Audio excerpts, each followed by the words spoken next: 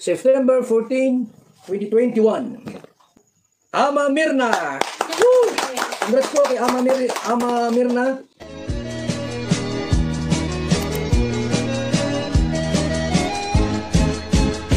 Hello, good morning! Ayan, narito muli tayo para bigyan ng follow-up yung nireaksyonan natin nung nakaraan tungkol kay Carla. Yung pambabas sa kanya na sobrang naapektuhan siya. Yun, napaiyak siya. At maging ang mama niya ay talaga nga naman naapektuhan sa pangbabas na yon, pangbabatikos o pangpupuna tungkol sa katawan ni Carla.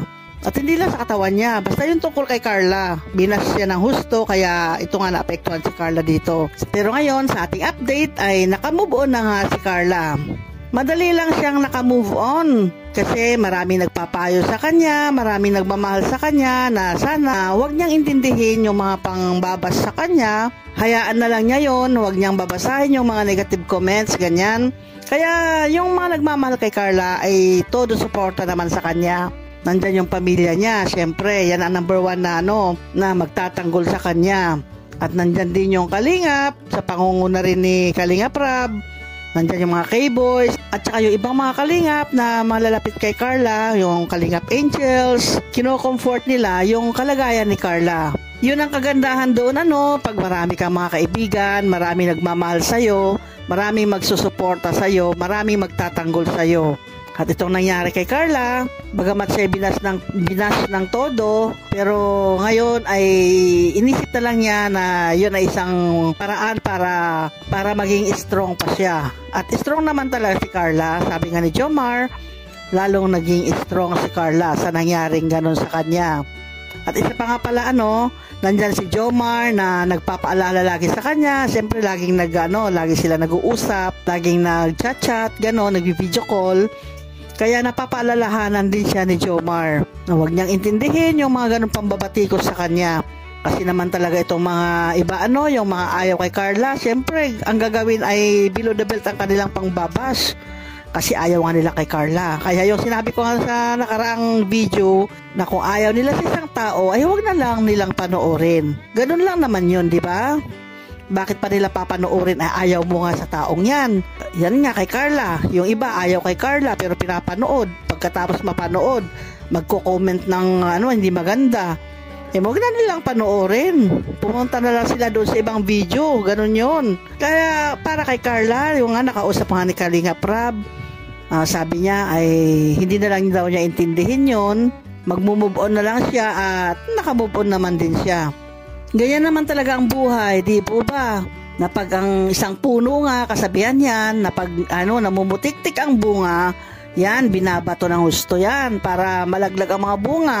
Ganon din yan sa tao pag nakikita nilang sumisikat na, umaangat na, nag-i-improve na at umaasenso na.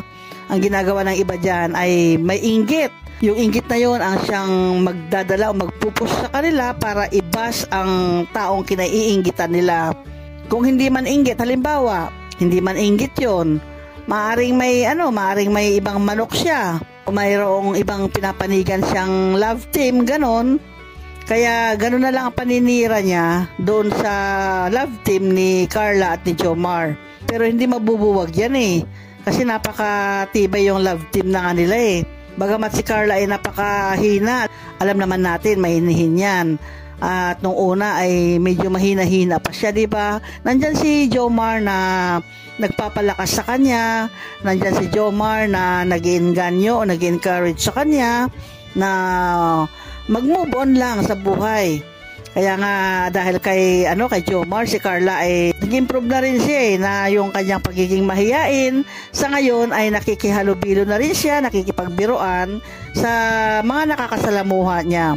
Yun ang kagandahan nun, kung meron kang best friend o malapit na friend sa iyo at nagbibigay ng positive thinking lang o positive vibes, yan, madadala ka at makakalimutan mo yung mga bagay-bagay na yung pambabatikos o pamumuna sa iyo, makakalimutan mo na yan. Siyempre, pasalamat din tayo dahil may mga ganyang mga kaibigan si Carla. Nandyan ang pamilya niya, nandyan si Kalingap Rab, nandyan ang K-Boys at nandyan din yung K-Girls. Kaya support lang, suportahan lang. Huwag nating iiwanan ang Carla natin dahil si Carla ay bukod sa maganda na, napakabait pa na bata yan. Kaya itong huling dalaw ni Kalinga Prab ay yun nga, nabanggit na nga niya na okay na siya. Kaya balik uli sa dati, balik uli yung pagiging masayahin, balik uli yung pagiging good vibes niya, yung makulit din siya minsan, na ikinatutuwa din naman ng mga viewers. Okay, hanggang sa susunod muli. Salamat sa inyong panonood. Bye-bye!